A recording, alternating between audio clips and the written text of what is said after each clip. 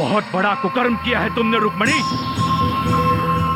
ऐसा दंड देंगे कि पूरे जीवन उस कृष्ण का नाम अपनी जिह्वा पर लेने के लिए पछताओगी तुम, पछताओगी तुम।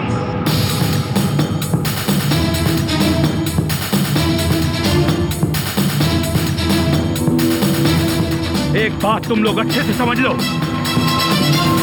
रुक्मणी की सहायता के लिए वही आगे बढ़े जिसे अपने प्राणों का मोह नहीं।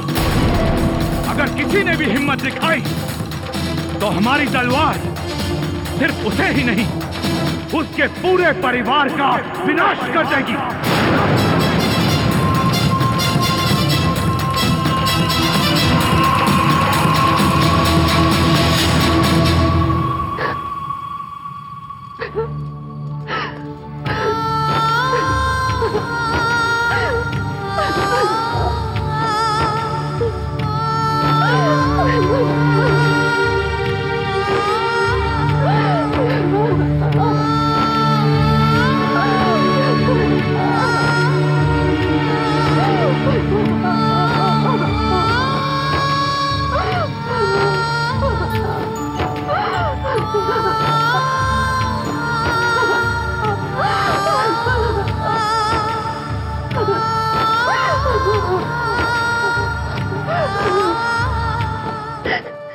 ब्रह्मांड के स्वामी,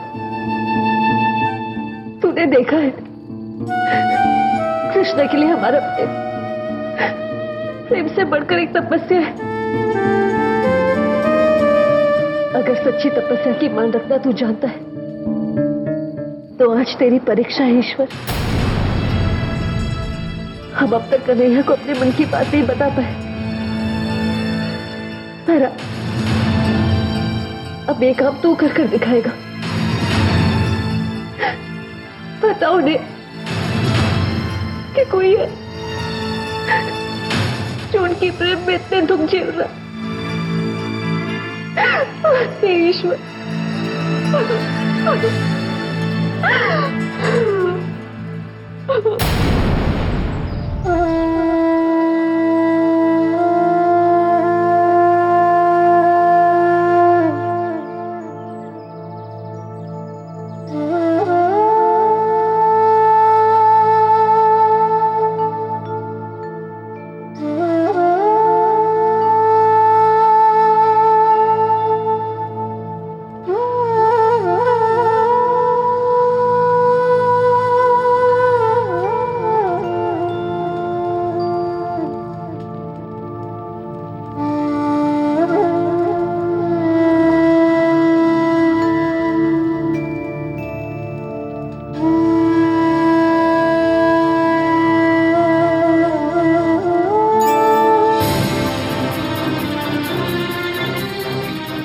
दाऊ, प्रणाम। मुझे बुला लिया होता, आपने कष्ट क्यों किया? चलो हमारे साथ खाना। कहां दाऊ? साथ चलोगे तो जान जाओगे। चलो। दाऊ, दाऊ,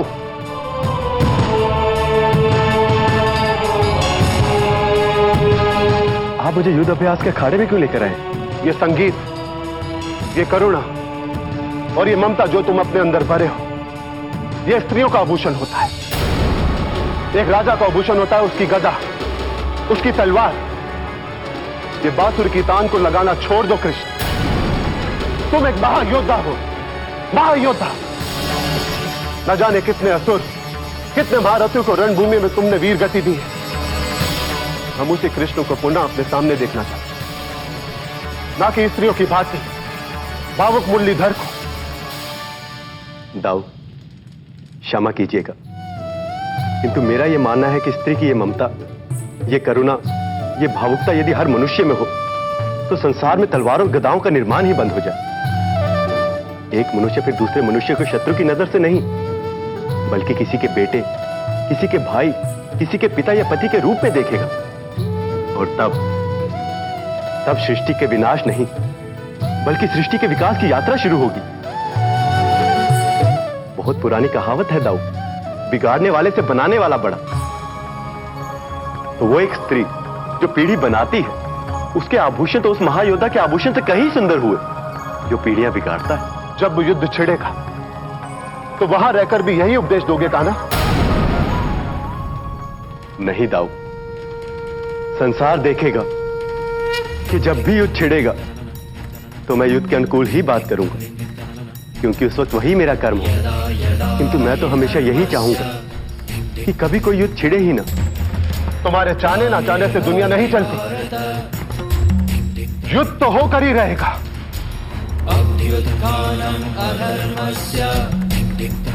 पकड़ो इसे।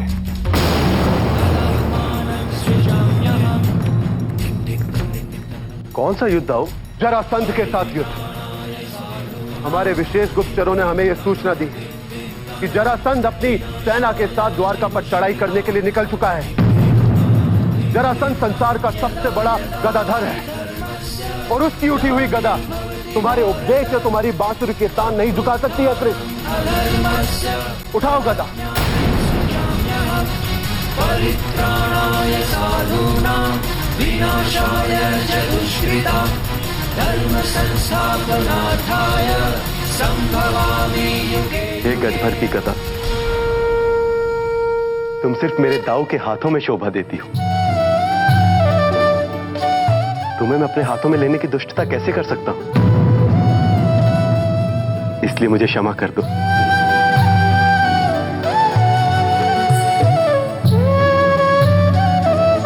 कृष्ण,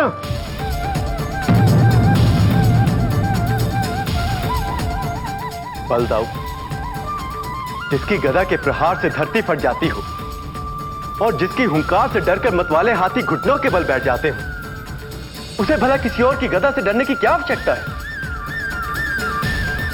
रणभूमि में आप हैं ना मेरी रक्षा करने के लिए।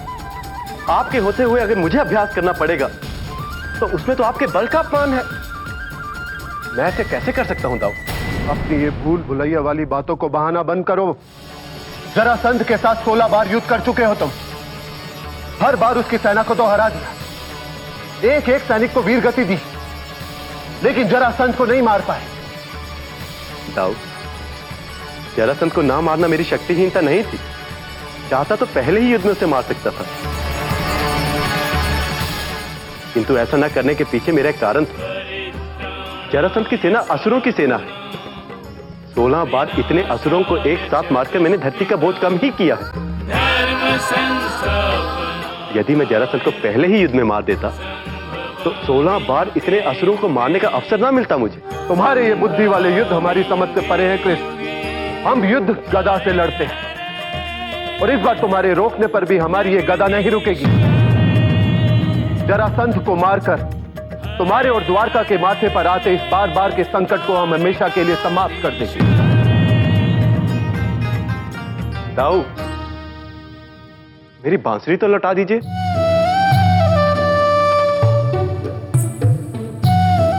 ये लो अपनी बांसुरी, बजाओ और पूरे द्वारका को सुनाओ। मेरी बांसुरी सिर्फ मीठा संगीत नहीं दाऊ, इसके माध्यम से तो मैं संसार को यह संदेश देना चाहता हूं कि चाहे सुख हो या दुख, जीवन की लय टूटनी नहीं चाहिए। जीवन का संगीत सदैव बजता रहे।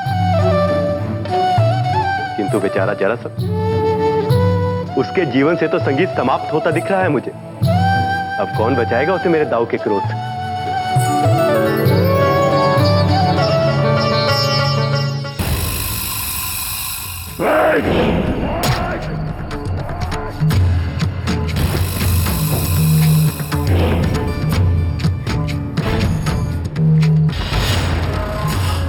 क्यों, अधिक पीड़ा हो रही है? ओह, हमें ध्यान रखना चाहिए था, हमारी भूल थी ये।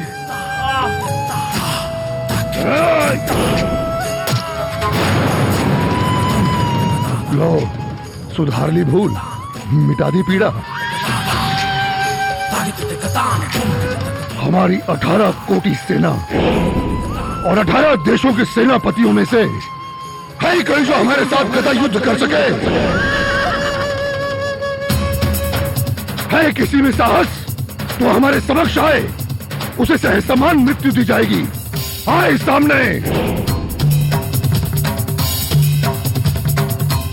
आओ वीरा, क्या समाचार लाए हो?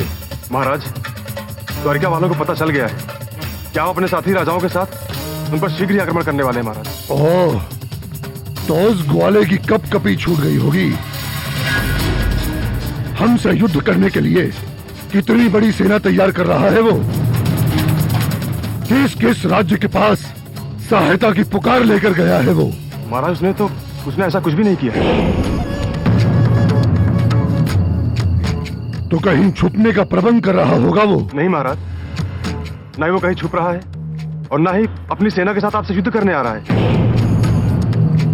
कृष्णा ने अपनी सेना की सारी तैयारियां रोक दी है महाराज। कहा जरासंध जैसे राजा को हराने के लिए सेना को तैयार करवाना द्वारका की सेना का अपमान होगा।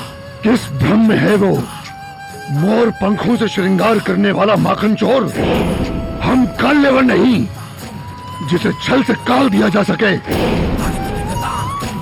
हमारी रगों में मगध का प्रतापी रक्त बहता है। हम वो है जिसका बचपन बच्चों के साथ लुक्का छुपी नहीं बल्कि गदा युद्ध और तलवार विद्या सीखने में बीता है। हमने लोरिया नहीं बल्कि वीरों की शौर्य गाथाएं सुन सुनकर अपनी भुजाओं में वीर रस भरा है।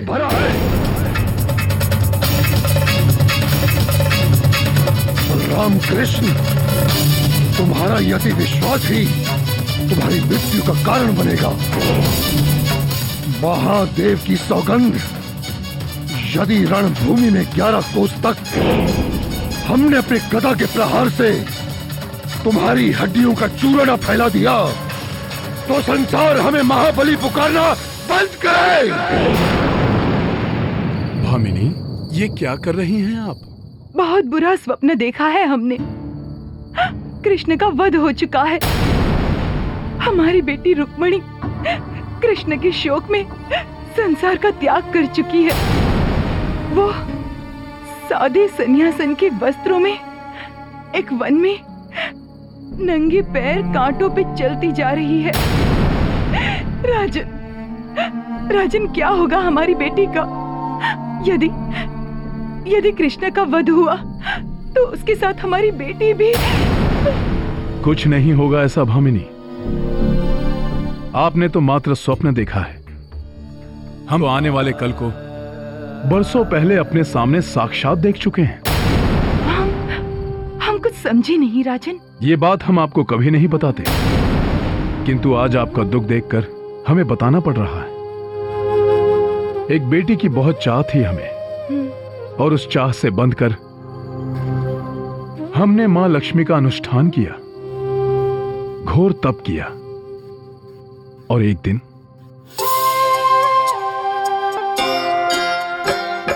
भीष्मक सरिता तीर पर चिंता कुल रहे डोल, महालक्ष्मी होकर प्रगट राजन से रही बोल। पुत्र, बोल बड़े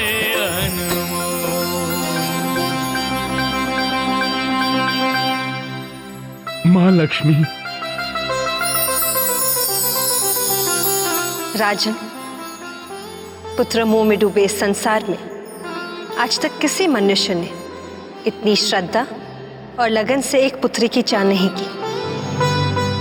संपूर्ण नारी जाति की ओर से मैं आपको प्रणाम करती हूँ और आशीष देती हूँ।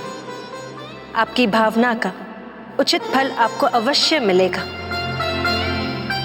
मैं स्वयं आपके घर आपकी पुत्री के रूप में तब जन्म लूंगी जब भगवान विष्णु श्री कृष्ण के रूप में इस धरती पर अवतार लेंगे।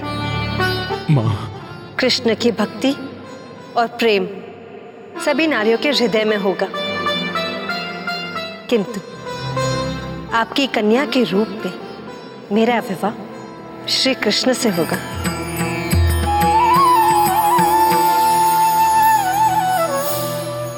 पर यदि वो माँ लक्ष्मी का रूप है तो भगवान विष्णु से उनके ब्याह में इतनी कठिनाइयां क्यों? भामिनी, ये ईश्वर का संदेश है सारी मनुष्य जाति के लिए कि जो भी मनुष्य रूप में जन्म लेगा वो भले भगवान ही क्यों न हो, उसे सुख दुख के अनंत चक्र झेलने ही होंगे।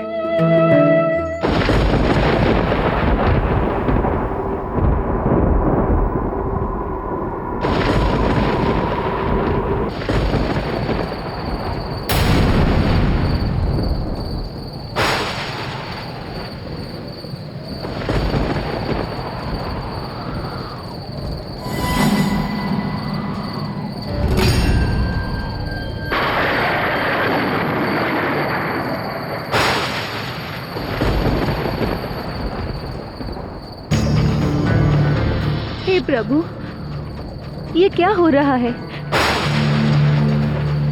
इतनी बड़ी प्रलय तो आज तक न देखी।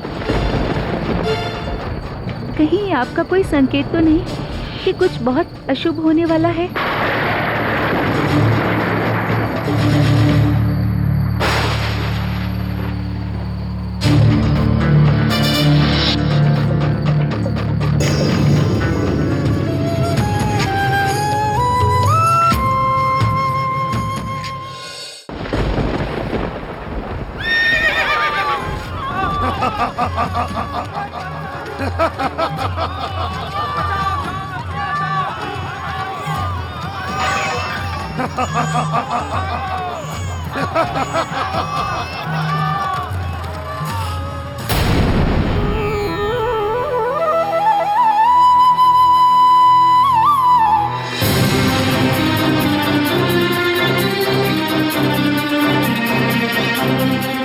क्या लिख रहे हो कृष्ण?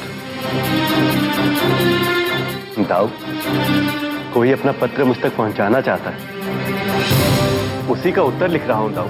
जो पत्र पहुंचा नहीं उसका तो उत्तर देना जानते हो कान्हा, लेकिन उसका नहीं जो द्वारका के सामने जीवन और मृत्यु का प्रश्न खड़ा कर रहा है। जरासंध की सेना ने द्वारका को घेर लिया, प्रजा भय से कांप रही है। तुमने तो हमारी सेना को युद्ध करने से रोक दिया है कान्हा, तो आगे भी तुम ही बता दो कि क्या करना है। दाऊ, जरासंध से लड़ने के लिए सेना की आवश्यकता किसी साधारण राजा को पड़ती होगी, उस परमवीर बलदाऊ को नहीं, जो गदा के एक वार से पृथ्वी को अपनी धूरी से हिला दे। हमें आपकी शक्ति पर पूर्ण विश्वास है दाऊ, इसीलिए हमने सेना को युद्ध में आने से मना कर दिया। सेना घर बैठने के लिए नहीं होती है कान्हा, सेना युद्ध करने के लिए होती है, और हमारी सेना युद्ध करेगी। हम सेनापति को कह देते हैं कि हमारी सेना को तैयार किया जाए। दाऊ, आज तो बड़ी विचित्र सी बात हो गई।